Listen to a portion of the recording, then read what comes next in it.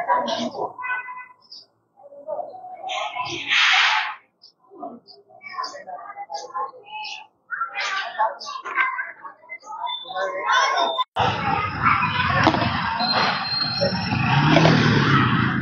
morning po, pakilala po tayo. Isang magandang umaga po sa atin lahat. Ako po si Kapitan Jess Gaviola, Kapitan ng Barangay Kalawaan.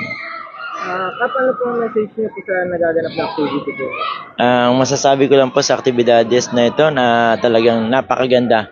Ito ay malaking bagay lalo na sa lungsod ng Pasig sa yung palit basura kasi para mabawasan natin yung mga basura na naglipan na sa ating lugar at yung malaking tulong yung pagsesegregate. Sana tayo mga mamamayan ng lungsod ng Pasig matuto tayo na magsegregate ng basura para mabawasan man lang ang basura sa ating paligid.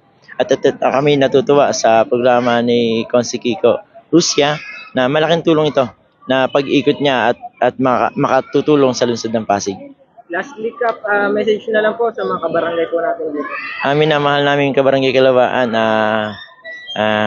sana tulungan nyo ang barangay at ang city sa pagsesegregate ng basura. Ito ay makakatulong sa atin para maiwasan natin ang pagbaha sa ating lugar, mabawasan din yung mga sakit at makatulong din tayo sa inang kalikasan. Pagtulong-tulungan natin to, magbayanahin tayo sa kalinisan. Maraming salamat. Maraming salamat.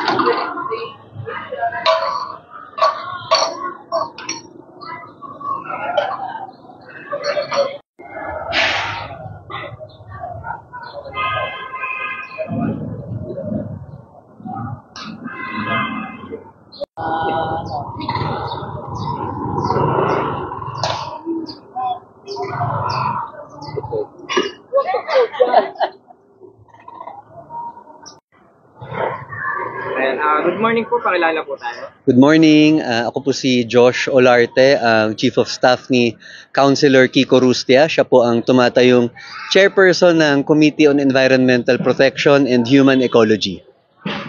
Sir, ano po ang kasalukuyang sinasagawa po dito? Dito po makikita natin ang Mobile Recyclable Redemption Center na siyang programa ng Solid Waste Management Office. Ito pong programang ito ay panahon pa daw po nung dating administrasyon natin. Pero ngayon po dahil isa siya sa mga committee na hinahawakan ni Consi Kiko and at the same time advokasya niya sa ating kalikasan tsaka para ma-promote din ang paglinis ng kapaligiran, continuously pinopromote po ng aming opisina itong programang ito, ang project na ito ng Solid Waste Management Office.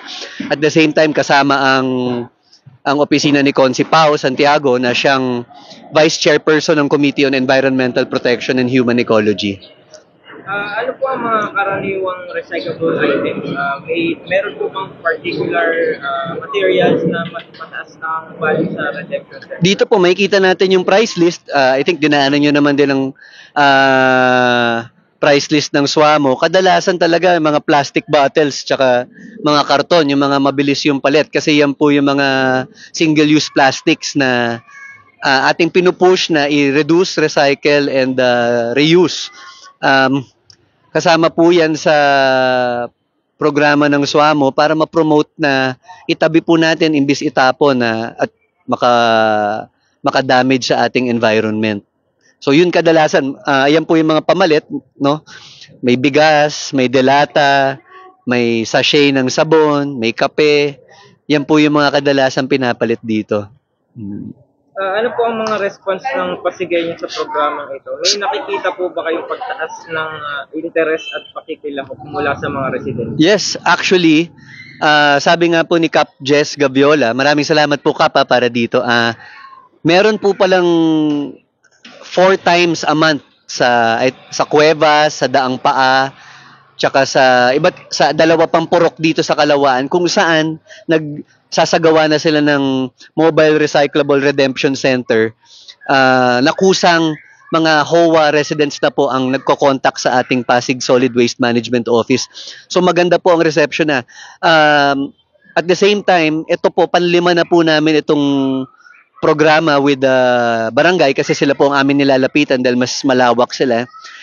Meron na kami nagawa sa Bagong Ilog, sa Palatiw, sa Buting, which was 2 weeks ago, and sa Barangay Ugong. So tuloy-tuloy po ang aming pagpo-promote nitong programa ng city na to na which is napakaganda po, and kaya din po namin ginawa dito sa barangay para makita din ng ibang mga ibang HOA tsaka ibang purok na may gantong programa ang ating lungsod.